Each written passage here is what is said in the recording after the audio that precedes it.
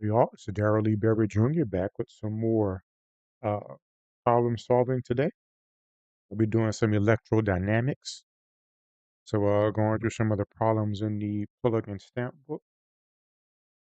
So, I'll go for a few hours, probably come back and do some quantum later. So, enjoy some electrodynamics now, some quantum later. And let me get the screen share going. So, we're starting with this problem. Use Gauss's theorem to prove that the surface integral of the um, curl of f dot times dA in area equals minus the surface area of the curl of f dot dA. All right, so we're proving that these two things are equal. And it looks like it's two different surfaces.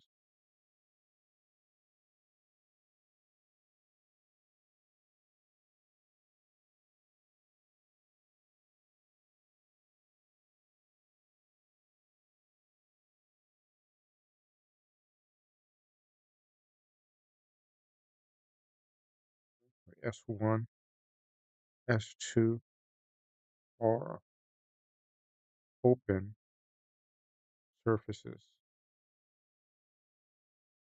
with the same boundary curve.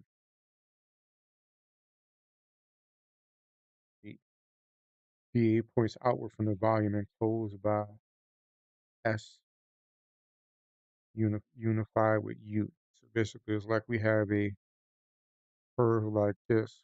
It's a surface. We'll call this surface one. So this is something that has a uh, area to it.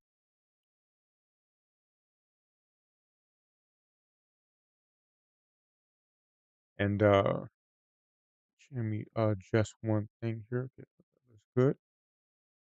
And then we have a curve right here, C, and C is connected to say another surface like that. We have two surfaces, S1 and S2. Um, and they're, you know, have a surface area, and in between them is a curve, but it's the same curve. So always have to go back over these uh, surface integrals and volume integrals, and at least in the sense of Stokes' theorem and Gauss's theorem. Just like I'll have to do that. So we have these surfaces. So Stokes' theorem, does it say use Stokes? No, it says use Gauss's theorem. You know why it wants us to use Gauss's theorem?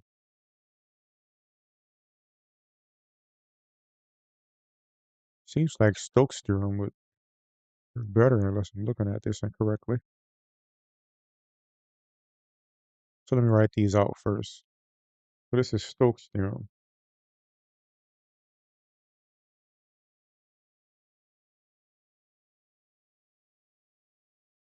So Stokes' theorem is the integral, the closed integral over C of a vector field over the length of the curve equals the surface integral of the curl of that same vector field,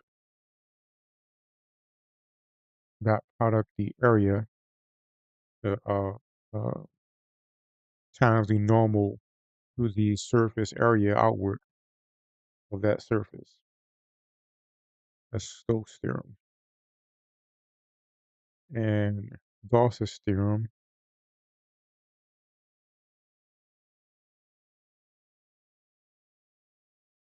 says that the surface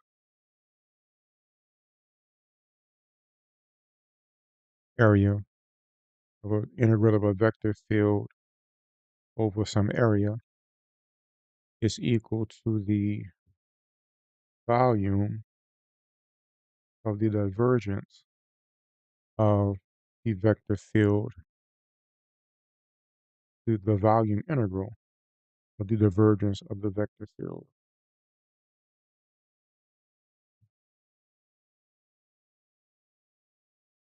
dv, right? So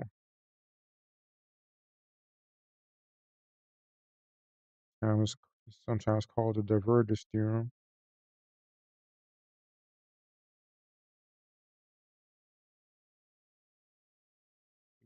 Like this is called the curl theorem. They want us to use the volume.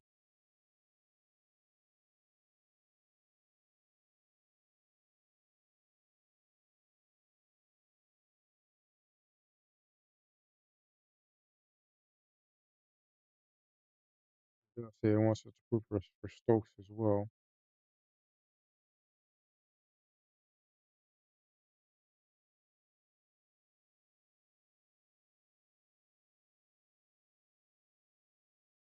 Take a look and see how this is done.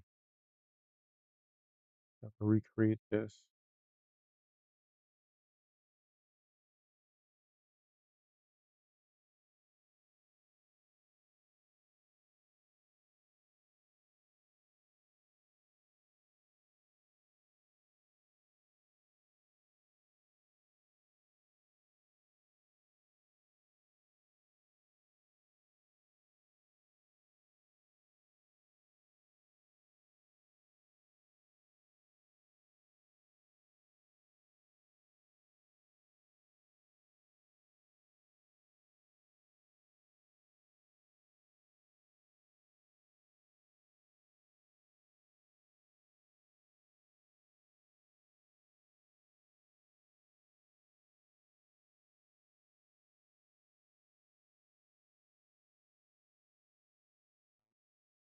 So that's Gauss's theorem.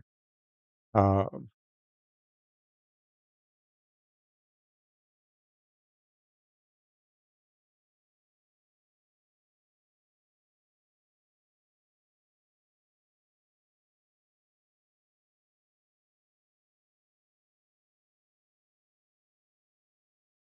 so currently we're using some kind of identity.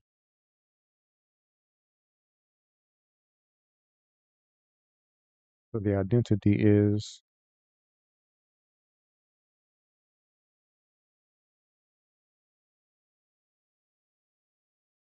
see if I could find this identity in the book.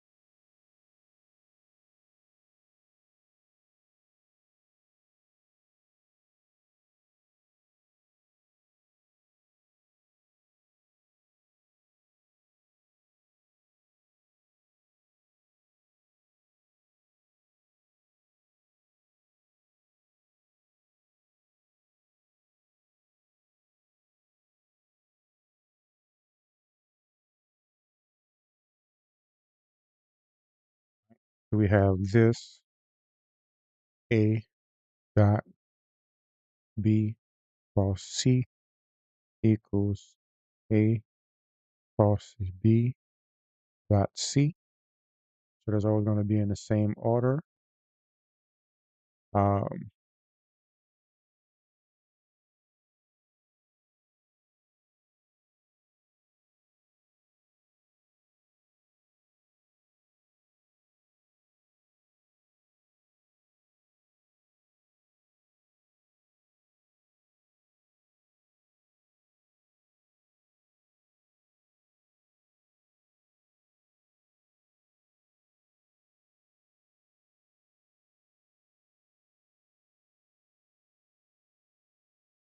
this was the one in question.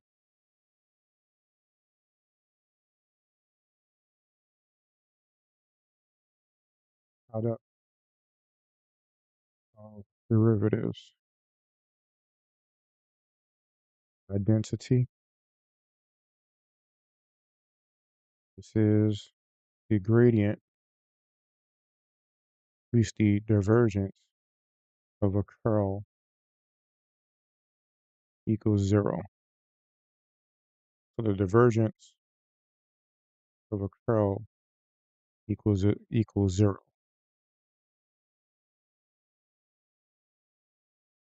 which seems to be this. So I suppose that's why those are equal, because it always equals 0. So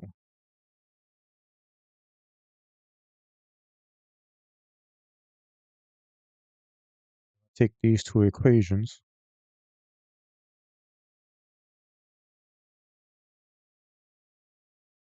I can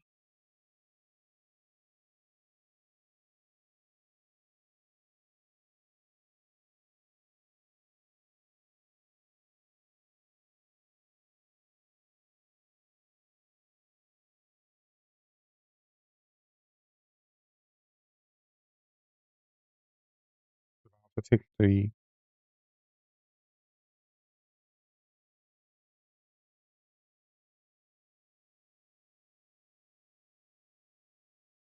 gradient of both of these.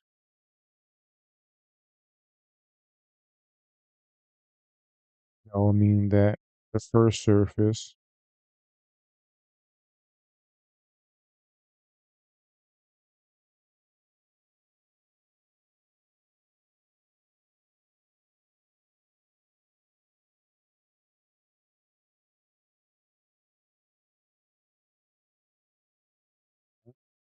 so this we know from the identity equals 0.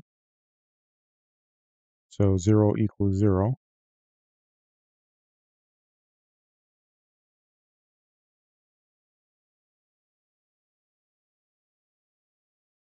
See if I can find any more out of what I did before.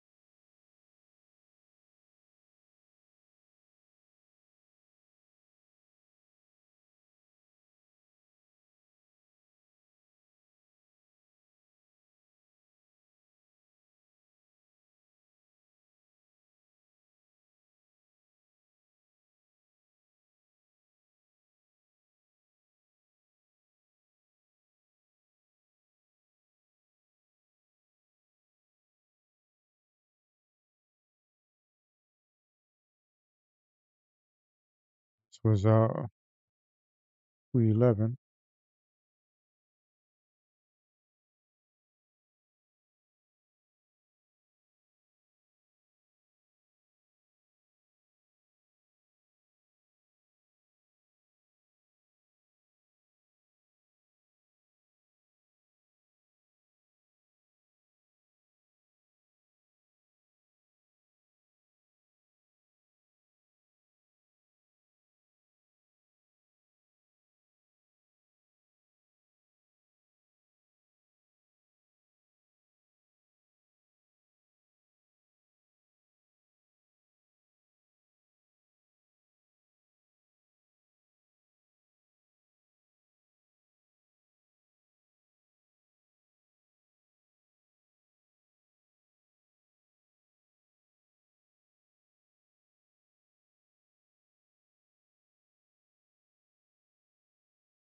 Right, well, thought that seemed too simple, but I guess that's all it is. Just take the divergence of both sides and show there's 0 each.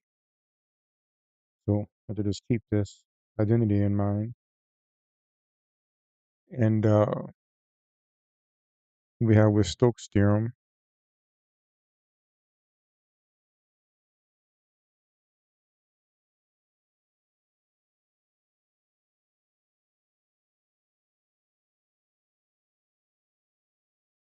since that is equal, then by Stokes' theorem, that will mean that we have this on the left side, or C1 equals C, because it's the same thing. So FBL equals,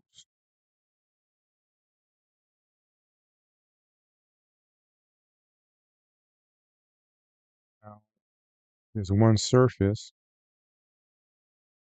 and the shapes are on either side.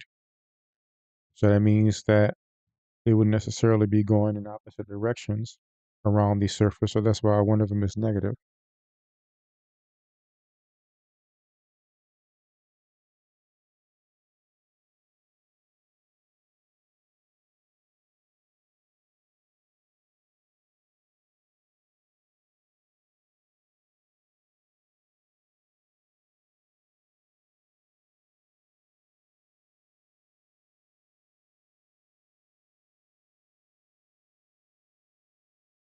Follow the right hand rule.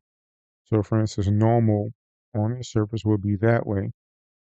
So for this surface, the right hand rule has the integral going this way. But on this side, normal to that surface is this way.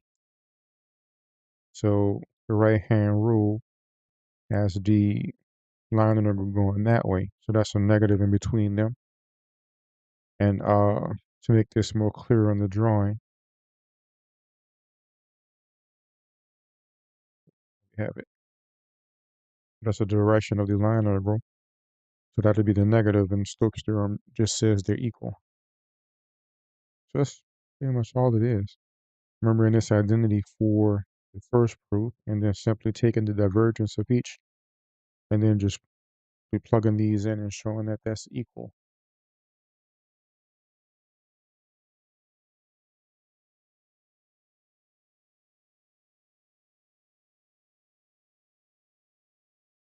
The next one,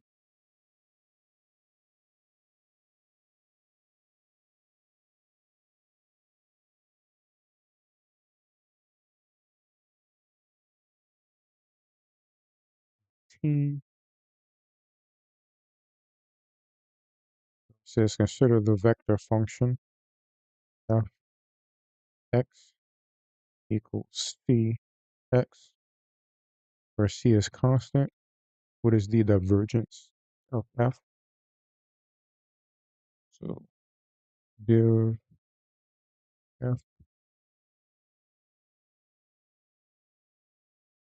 equals,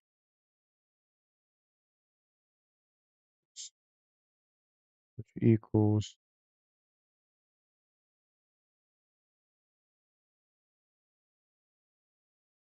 the c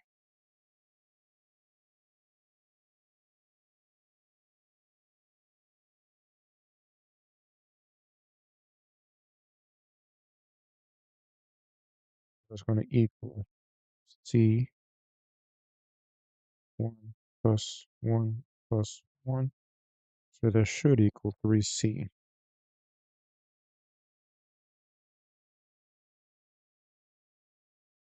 being that the middle part here will be,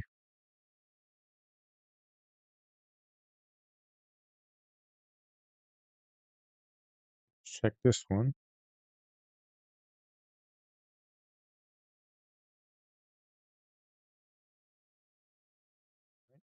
That's correct, 3c. And it says, what is the flux of F through a cubic surface of sides L, L, L centered at the origin?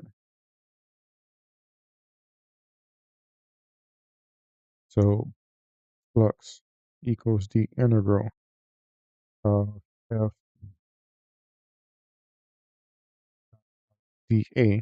So it'll be the, as the vector field goes normal to that area, and we have Q, each of the sides are L, and our origin is in the center.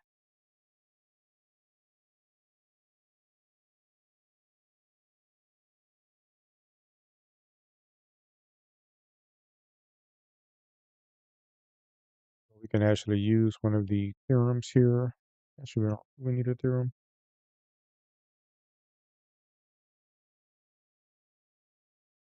as we can say that equals the integral of fx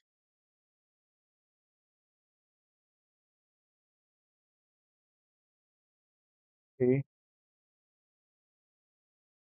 equals fxa, because if we take the integral of dA as just a, and we're going to want the normal to one of the surfaces. So if I get this surface on the side there,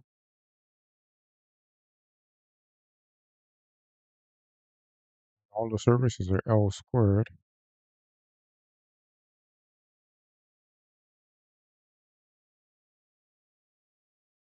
Magnitude of x. So the magnitude of that is C x and L squared. That's the area of that.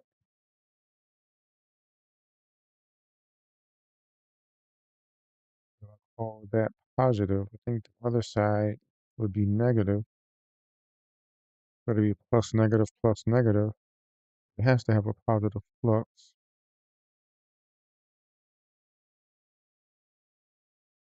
The fact is, since this is a cube, each one would have a positive surface. I imagine it will be 6CL squared. That doesn't seem right.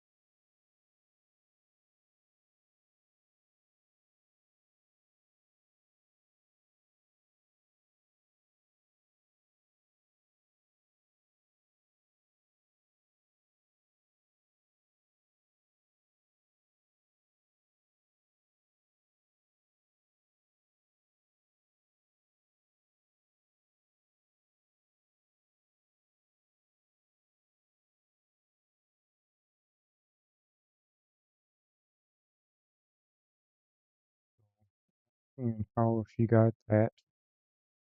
But also draw how she drew it. She's actually using one of the theorems.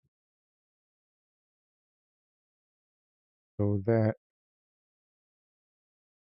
actually, let me just rewrite it.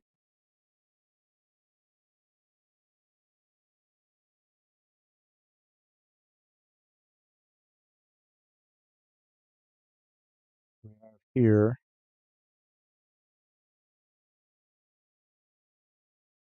it's a surface integral. So Gauss's theorem says it equals the integral of the volume of the divergence of F. And it's the volume integral of that. So we know the divergence of F is, did that earlier, 3C. And then we have dx, dy, dz. And all of those go from negative L to L.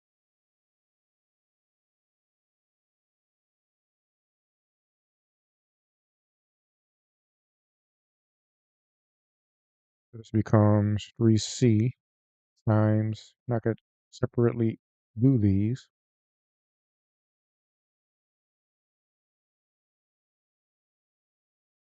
2L, 2L, 2L, seem like it should be. It should be 18CL cubed.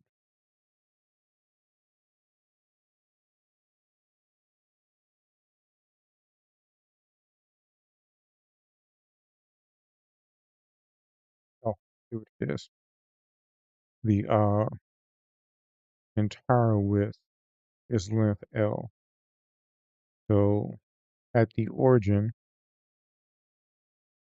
this is L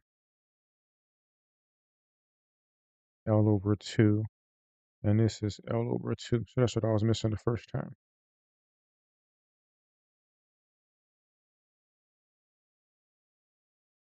So this was actually the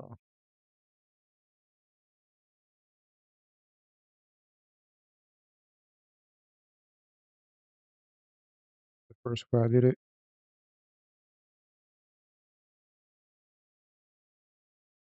The first way was to simply take magnitude of F and A is going to be L squared. So that's going to be C x L squared times 6.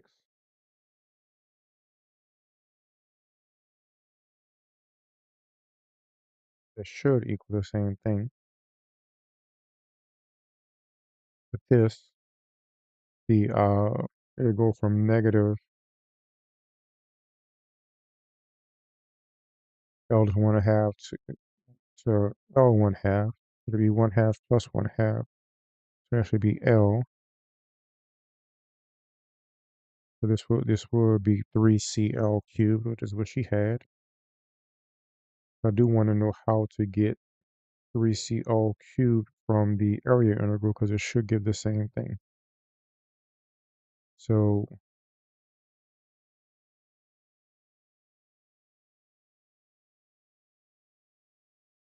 we'll also do flux equals the first surface integral.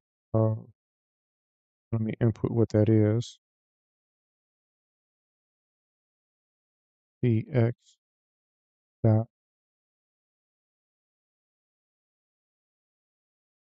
n dA. So that's going to equal, so let's say if I take this top wall here, dA comes up there, and if this is x, y, z, it's going to be in the z direction. So normal to the z direction is 0, 0, 1. So this is going to be the integral, the surface integral of z times 0, 0, x, y, z, dot product 0, 0, 1. And it's a regular area integral. It's going to be c surface integral of z dA, and the area of that is going to be dx dy. So it's going to be c z.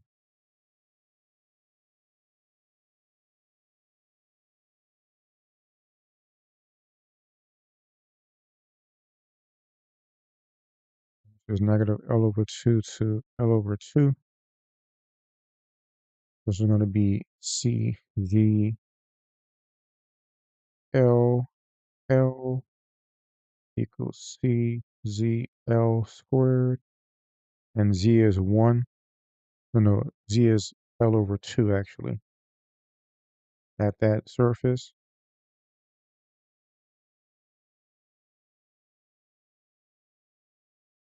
So it's going to be CL cubed over 2. And I have 6 sides that I have to do the same thing for. So that's 6 times CL cubed over 2. So that does equal 3CL cubed when you do it directly. So that's a direct calculation and Gauss's theorem calculation, but we can see how Gauss's theorem is a whole lot easier, right? So it's actually necessary if we're going to do the direct flux to actually do the full flux derivative. Uh, the shortcut is to use Gauss's theorem and just use the volume. If we're not going to use the volume, we have to actually take the divergence. Excuse me, in order to use the volume, we have to take the divergence and then just use the volume. But if we're not going to use Gauss' theorem, we actually have to input what x is.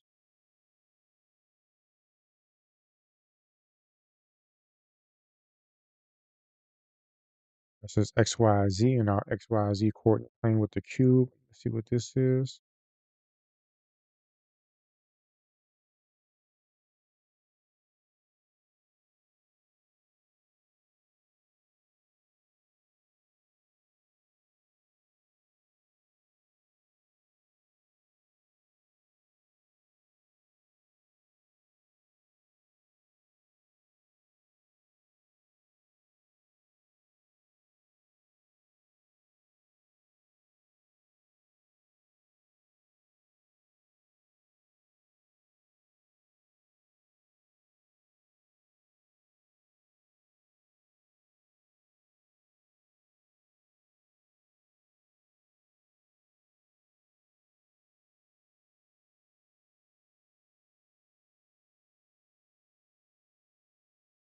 Go to the next one.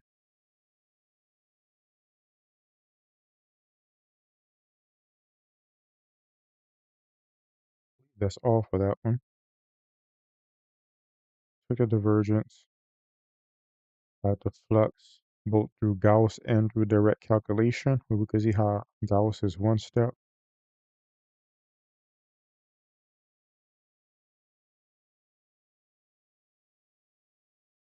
And direct steps. That's two steps. We just took the direct integral and then multiplied by 6 for each side. It'll just be uh, x would be 1, x would be -1. Uh, but if x is -1, it'll be on the other side. The normal will be opposite the positive normal. So x would be -1, for instance, but the normal will be 0, 0, excuse me, negative x, 0, 0 to get that normal. Uh, so the negative for the negative x and the negative for the normal should cancel. So it should, if we did the full 6 integrals, it'll give us the same thing.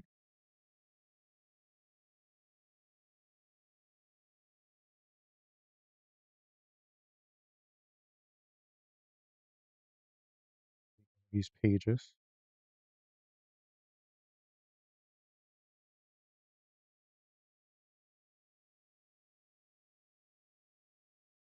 21, a vector field, a vector function fx has the form fx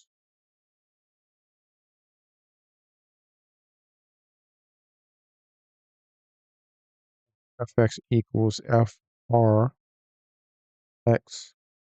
So a vector function fx has the form f of x equals fr times x, where r equals the magnitude of x. So we need to prove curl of f equals 0. It's easy enough to do.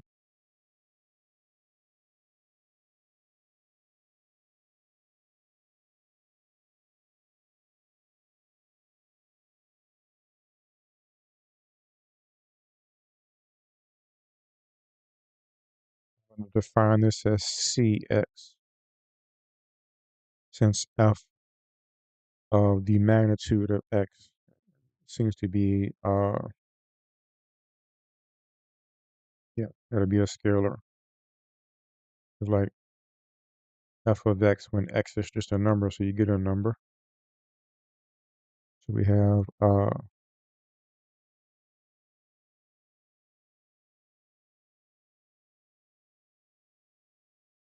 equals c x y t c x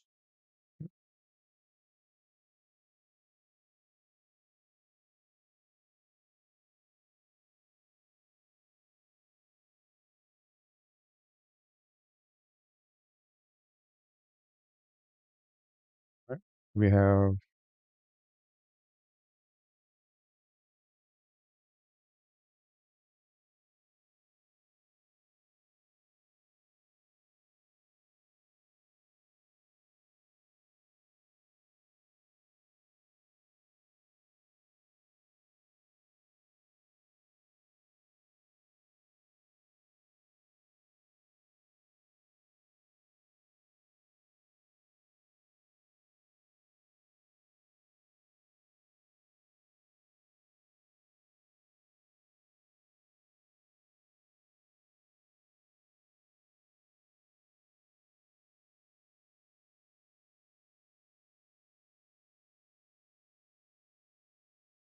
right, we have y, z, x, z, z, x.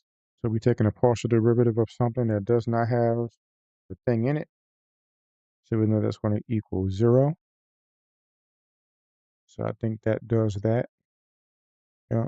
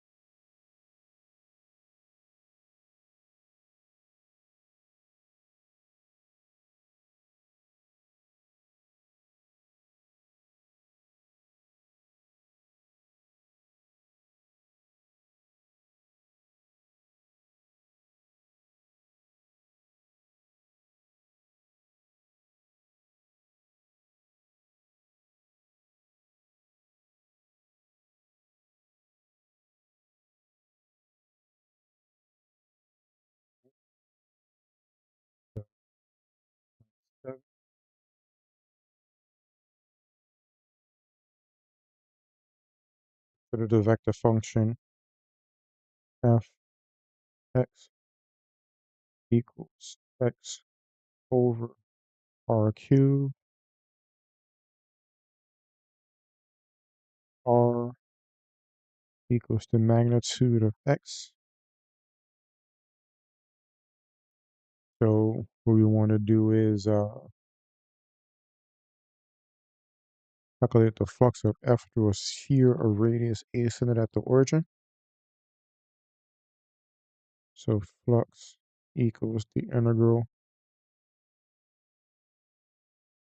the surface integral f dot dA.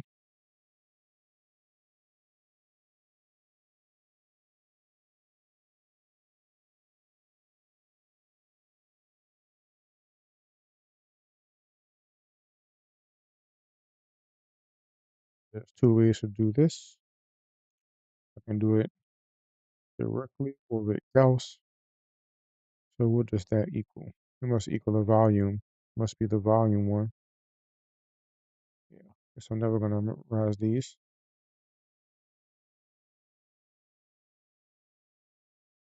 Surface, closed surface. Here's a closed surface, a sphere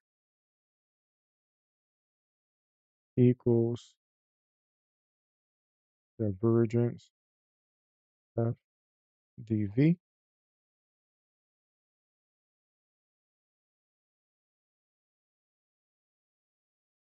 I start with the divergence of f equals the divergence of x over q. That equals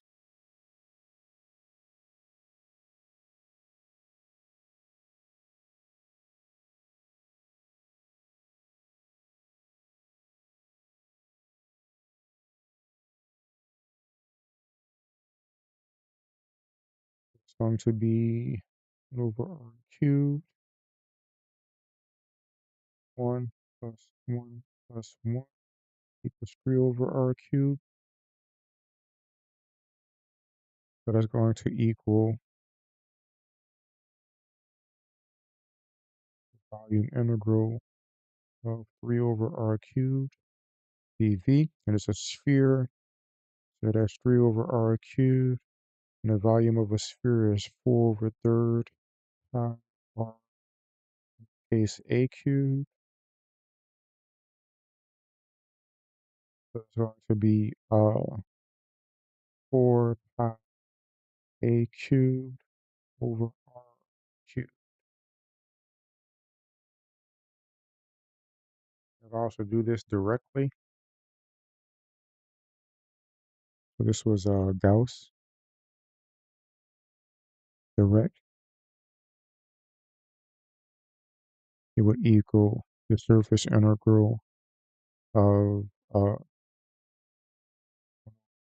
cubed x plus z. That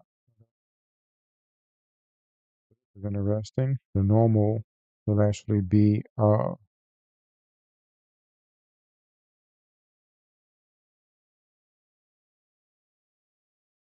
does get complicated if you don't use the theorem. The normal is in all directions outward. So I guess the normal would be rho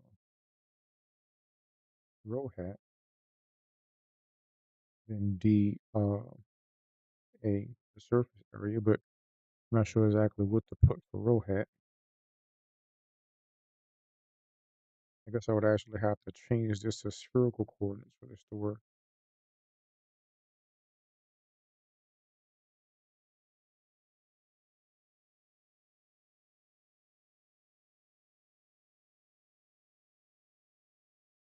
Maybe I don't want to know. No.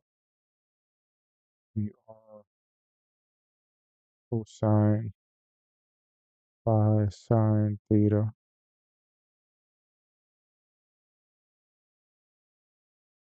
something. And I guess this can be 1 0 0 for the normal. I'm not sure if that'll work. But maybe the best way is just to do it with Gauss's theorem. Let's see what they did.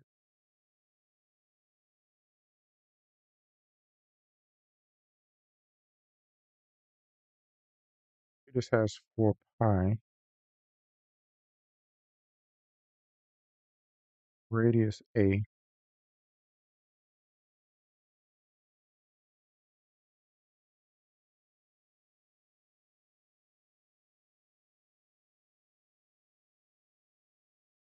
So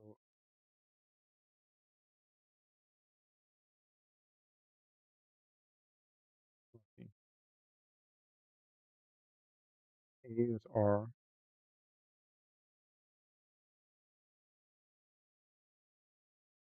r is the radius. Still seems slightly a stretch because they didn't necessarily specify that this r is at the surface, but I guess it has to be at the surface because we're doing a surface integral. It's the volume of that. How do we know that r stops there? There's 4 pi a cubed r over r cubed. And considering r equals a becomes 4 pi.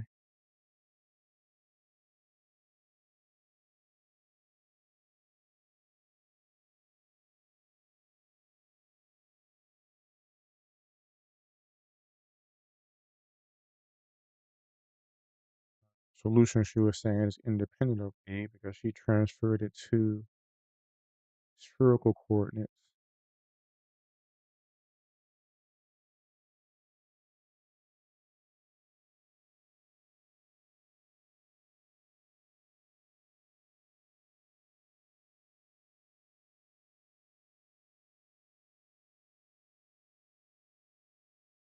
I think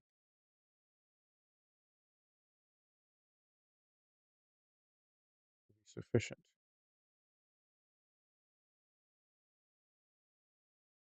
Right. I'll go ahead and take a break. I'll see y'all a bit later.